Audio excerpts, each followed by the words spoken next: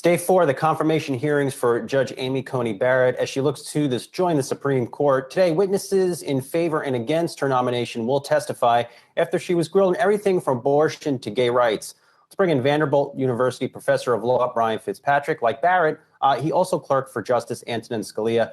Brian, good to see you this morning here. So what do you make of Barrett's approach up to this point?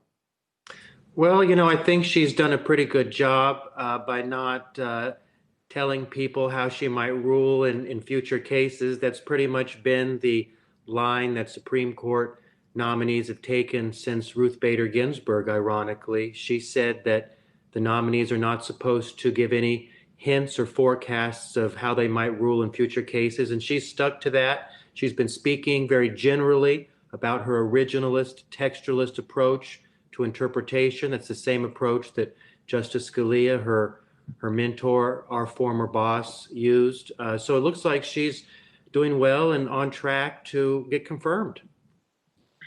No, Brian, so far she has sort of refused to speak to whether or not she would recuse herself if the election were contested and made its way all the way to the Supreme Court.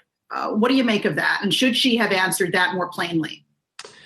Well, she's really tried not to make any promises to the Senate Judiciary Committee about how she might rule on any matter. And the reason is because, she wants to be thoughtful about any matter that may come before her. She wants to do the research. She wants to listen to both sides. And she just doesn't want to make some off-the-cuff comment that she's stuck with while on the Supreme Court. So I don't think it's inappropriate for her not to make a commitment or a promise to do this or that.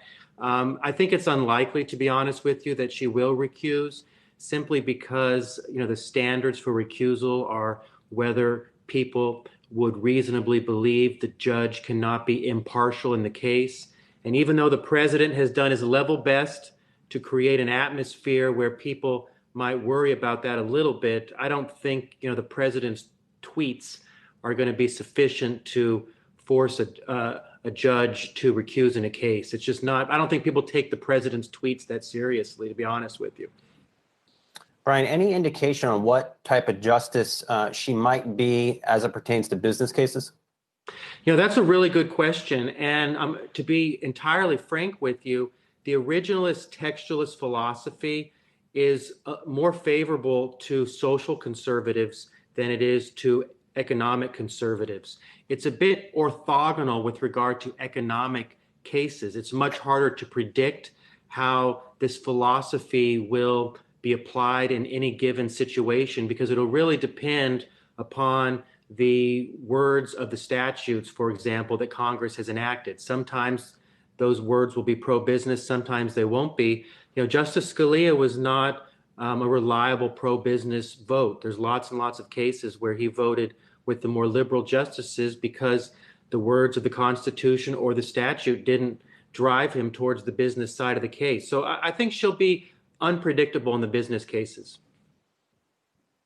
We know that she clerked for Supreme Court Justice Antonin Scalia. She said during these hearings, if I am confirmed, you're not going to get Justice Scalia, you're going to get Justice Barrett. But who else has influenced her career and perhaps her approach to the law?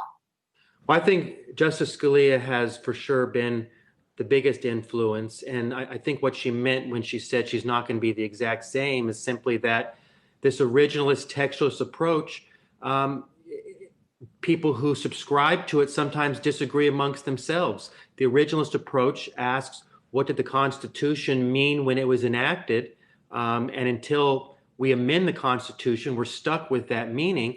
That's a history question. And historians will often disagree about the right interpretation of the history. And so there can be disagreements among originalists. I also think that she has been influenced by her professors at Notre Dame.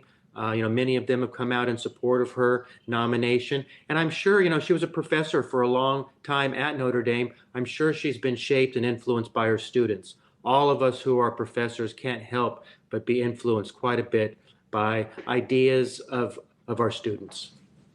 All right, we'll leave it there. Vanderbilt University professor of law, Brian Fitzpatrick. Good to see you. Thank you.